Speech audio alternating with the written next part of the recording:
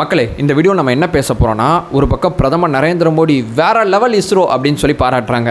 ஒரு பக்கம் ஜனாதிபதி கட்சி பேதம் இல்லாமல் காங்கிரஸ், திமுக, அது இதுன்னு சொல்லி எல்லா கட்சியும் பாராட்டுறாங்க. உலகத்தில் இருக்கக்கூடிய விஞ்ஞானிகள் அத்தனை பேருமே இஸ்ரோவை கொண்டாடி தீர்க்கிறாங்க. எதற்கு? ஏதோ ஒரு விஷயத்தை இஸ்ரோ செஞ்சிருச்சு, எல்லாருமே பாராட்டுறாங்க.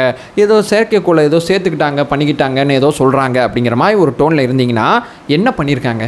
எதற்கு எல்லாரும் பாராட்டுறாங்க? தெரிஞ்சால் நீங்களும் ஃபுல்லாக பாராட்டுவீங்கள்ல. இதை முழுமையாக முதல்ல தெரிஞ்சுக்கங்க. எவ்வளவு பெரிய சரித்திர சாதனையானது இஸ்ரோ பண்ணியிருக்கு அப்படிங்கிற ஒரு அடிப்படை புரிதல் வரும். அடிப்படை புரிதல் வந்த பிறகு இந்தியனா நீங்களும் இஸ்ரோவை பாராட்டுவீங்க. ஒன் பை ஒன்றா தெளிவாக பார்க்கலாமா?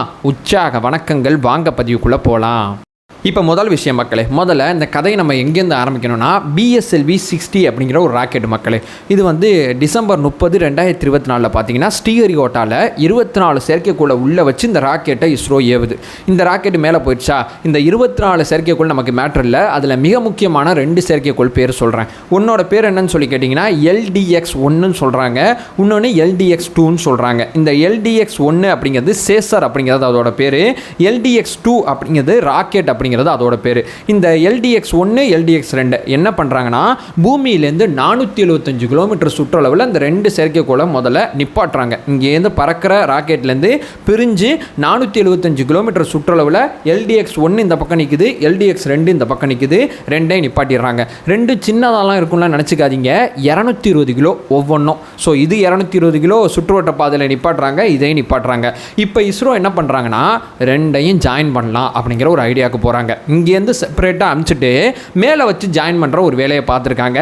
இந்த வேலை பேர் தான் டாங்கிங் அப்படிங்கிற மாதிரி வந்து பேர் சொல்கிறாங்க. இந்த டாங்கிங் அப்படிங்கிறது முதல்ல இஸ்ரோ தான் செய்தா விண்வெளியில் அப்படின்னு சொல்லி கேட்டிங்கன்னா, ஆல்ரெடி 3 நாடுகள் சாதிச்சிட்டாங்க. 4வதாக இஸ்ரோ பண்ணியிருக்கு. இந்த 3 நாடுகள் பேரை சொல்கிறேன். அவங்களாம் எவ்வளோ முக்கியமான நாடுகள், அந்த வரிசையில் நம்ம சேர்ந்துருக்கோங்கிறது எனக்கு மிகப்பெரிய ஒரு வரலாற்று சாதனையாக இருக்குது.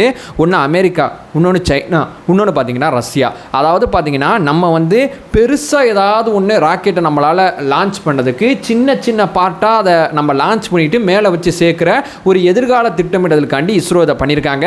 நம்ம 2035 பார்த்தீங்கன்னா விண்வெளி நிலையம் அங்கே கட்டிட்டு விண்வெளி சோதனைகள் அத்தனையுமே அங்கே செய்யலாம் அப்படிங்கிற ஒரு ப்ராஜெக்டில் இருக்கும்போது இந்த டாங்கிங்கை நம்ம சக்ஸஸ்ஃபுல்லாக பண்ணிட்டோம்னா அது மிக முக்கியமான ஒரு மைல்கல்லாக இருக்குங்கிறது இஸ்ரோவுக்கு தெரிஞ்சதுனால 7ஆம் தேதி இதை நம்ம பண்ணிடலாம் அப்படின்னு சொல்லி ஐடியா பண்ணுறாங்க.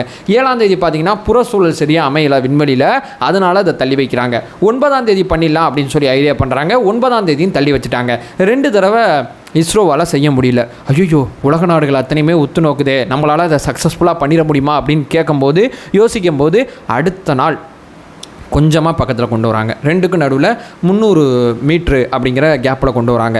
அடுத்து 100 மீட்டர் கேப்பில் ரெண்டையும் பக்கத்தில் நிப்பாட்டுறாங்க. அடுத்து 10 மீட்டர் கேப்பில் ரெண்டையும் பக்கத்தில் நிப்பாட்டுறாங்க. அடுத்து 3 மீட்டர் கேப்பில் பக்கத்தில் நிப்பாட்டுறாங்க. மறுபடியும் வந்த இடத்துக்கே அனுப்பிச்சி விட்றாங்க ரெண்டையுமே. அதுக்கப்புறம் மிதுவாக ரெண்டையும் கொண்டு வந்து நேற்று இஸ்ரோ அந்த சரித்திர சாதனையை பண்ணிட்டாங்க. 2ம் பக்கத்தில் வந்தோன்னே, இந்த LDX-1ம் LDX-2ம் பக்கத்தில் வந்தோன்னே 2ம் தன்னைத்தானே ஃபோட்டோ எடுத்துக்குது. இது அதை ஃபோட்டோ எடுக்குது, அது இதை ஃபோட்டோ எடுக்குது. அதுக்கப்புறம் பார்த்தீங்கன்னா ரெண்டையும் அப்படியே ஜாயின் பண்ணுறாங்க. ஜாயின் பண்ணி 2ம் ஒன்றாக இயங்குதா அப்படிங்கிற ஒரு விஷயத்தை சோதனை முயற்சியாக செக் பண்ணி பார்க்குறாங்க. ஜாயின் பண்ண வாக்கிலையுமே 2 தனித்தனியாக இருந்தது ஒன்றா மாறிடுச்சு.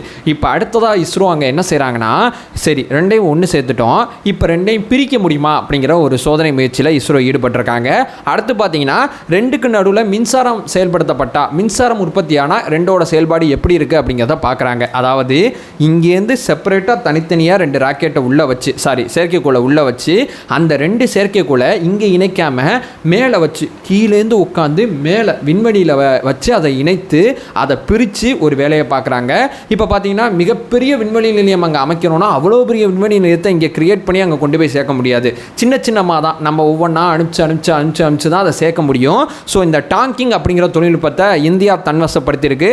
நாங்களும் ஆளு தாண்டா அப்படிங்கிற மாதிரி வந்து உலக விண்வெளி வரலாற்றில் இந்தியாவும் அந்த சரித்திர சாதனையை பண்ணியிருக்கு. ஸோ இது மட்டும் இல்லாமல் நம்ம இஸ்ரோ தொட்டது அத்தனையுமே பொண்ணாகுது. இஸ்ரோ வந்து சந்திராயன் 3 ஒரு சக்ஸஸ்ஃபுல்லான ப்ராஜெக்டாக மாறிடுச்சு. அடுத்து பார்த்திங்கன்னா நம்ம வந்து ஆதித்யா L1 அதுவும் ஒரு சக்ஸஸ்ஃபுல்லான ப்ராடக்டாக இருந்துச்சு.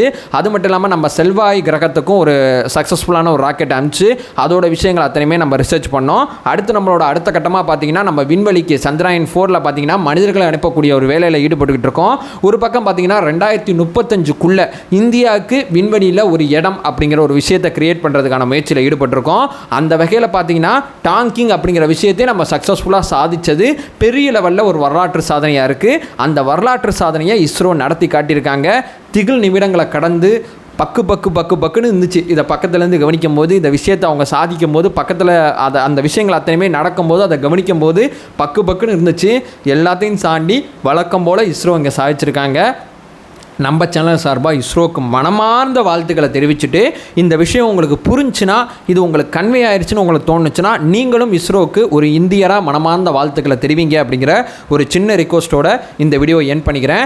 நம்ம தொட்ட அத்தனையுமே பொண்ணாகுது. அடுத்தடுத்து நம்மளோட ப்ராஜெக்டுகள் அத்தனையுமே வெற்றி பெறறதுக்கு நம்மளுடைய வாழ்த்துக்களை பதிவு செஞ்சுட்டு இந்த வீடியோ என் பண்ணிக்கிறேன். நம்ம சேனலை ஃபர்தராக ஃபாலோ பண்ணிங்கன்னா பொலிட்டிக்கல் சார்ந்து பல்வேறு விஷயங்களை பற்றி நம்ம ரொம்ப தெளிவாக பேசிகிட்டு இருக்கோம். நம்மளோட ஒரே நோக்கம் அறியாமை அகற்ற வேண்டும், அறியாமை அகற்றப்பட வேண்டும். Thank you so much.